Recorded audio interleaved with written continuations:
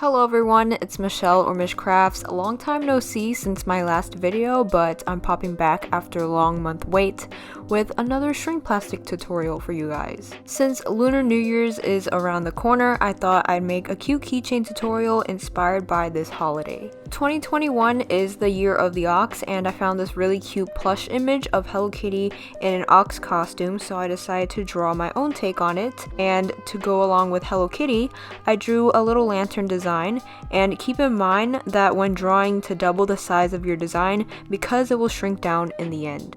Of course, if it's too hard to freehand a drawing, you can always trace over a design you find off of Google.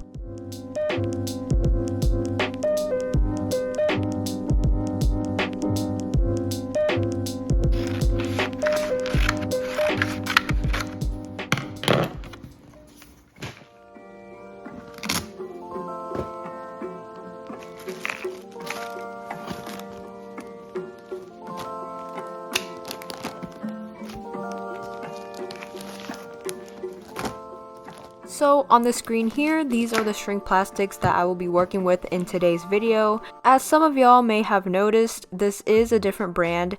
I wanted to try a different brand this time to see if there's really any difference from the Dyson ones I've been using in my previous tutorials. The ones I'm using today are called 𝐁𝐔𝐃𝐈𝐎, which I'm sure some of y'all have heard of the name. I got these boys for Christmas from my sister off Amazon, so I have the link to them in the description box down below if you're interested in purchasing for yourself. But these ones come in a pack of 10 frosted sheets, which really came in handy because I wouldn't have to individually sand each sheet anymore. Of course, you can always opt for the more greener option of using recycled plastics from food containers. But anyways, back to the tutorial. I marked out how big the plastic should be, making sure to leave some space around the border of the design, and then I cut out the plastic pieces according to the marks I've made. Once the pieces are cut out, I decided to lightly sand the surface just to thoroughly roughen up every spot in case some have been missed by like the manufacturers of 𝐁𝐔𝐃𝐈𝐎 or something like that, because you can't really draw or color a pencil on a smooth plastic surface, you know?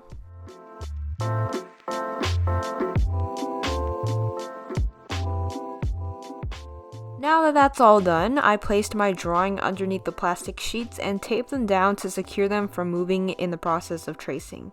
And I did this for both the Hello Kitty and the lantern. By the way, I'm not entirely sure if y'all can tell a difference, but I'm using a new mic, so hopefully the audio sounds a little bit more crisp. Alright, I'm being very weird, sorry guys. Hey guys, welcome back to my channel. Today we're going to be doing a mini session of ASMR sounds, so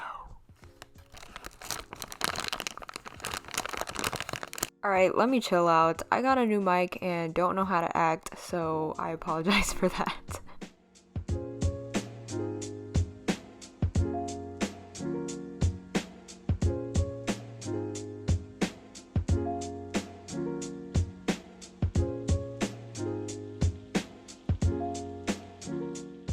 On to coloring. The best thing I prefer using are some colored pencils because you can control the opacity of the colors. I'm using some good old Prismacolors as well as some Arteza color pencils, but I'm sure any type of color pencils work. Now that I'm looking at the Hello Kitty that I drew, it looks more like she's in some sort of a brown cow costume instead of an ox one, but I guess you can say that the little horns help distinguish that it's an ox.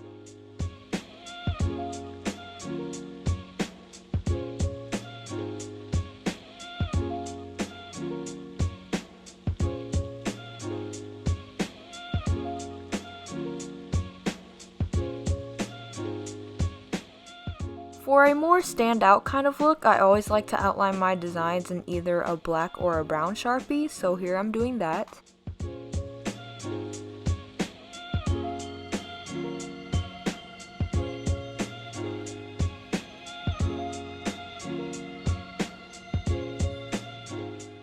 And then after the design is fully colored and outlined, I hole punched each piece. I did both ends of the Hello Kitty one since I plan on attaching the lantern to the Hello Kitty charm, and now you just want to cut around the design and it's ready for shrinking.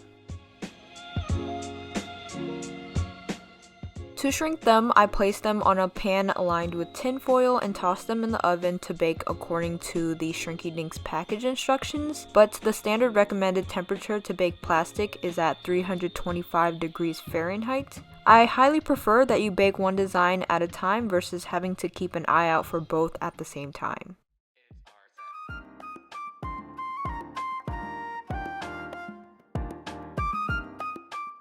I honestly thought I drew the Hello Kitty one a little bit too big, but it turned out to be just the perfect size.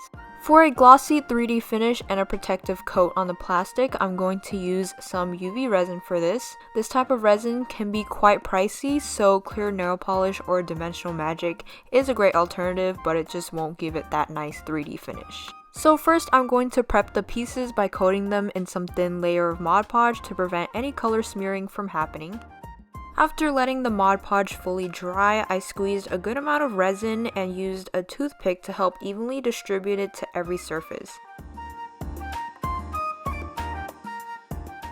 Before curing, now is the time to decide on whether you want to add glitter to your pieces, and as you can see, I decided to do that on the lantern charm. To cure the UV resin, there are two ways in which you can do this. You can either put them under a UV lamp or set it outside in the sun. I placed mine outside since it was quite sunny on the day I was making this video.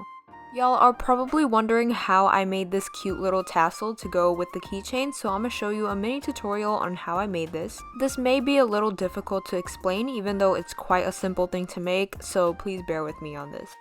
So first, you want to wrap your choice of colored string around the desired length of your cardboard several times until you like the thickness of it, and then cut off the leftover string.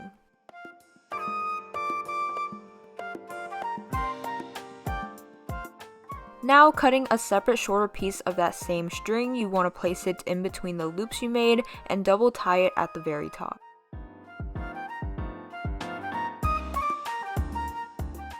After that, you want to carefully remove the strings from the cardboard piece like so, and then cutting another short strand. In this case, I chose this golden yellow color. You want to tie and wrap the top a few times, and then double tie that to secure it from untying. Y'all, my explanations are not really the best, but hopefully you're still following through by watching the video.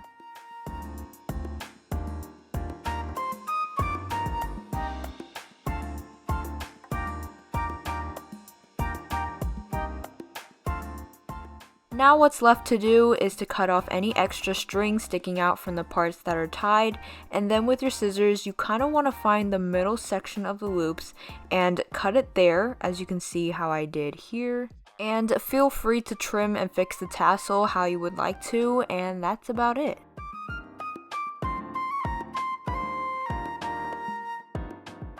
Now what's left to this tutorial is to attach everything together to make it a keychain using various jump rings or findings.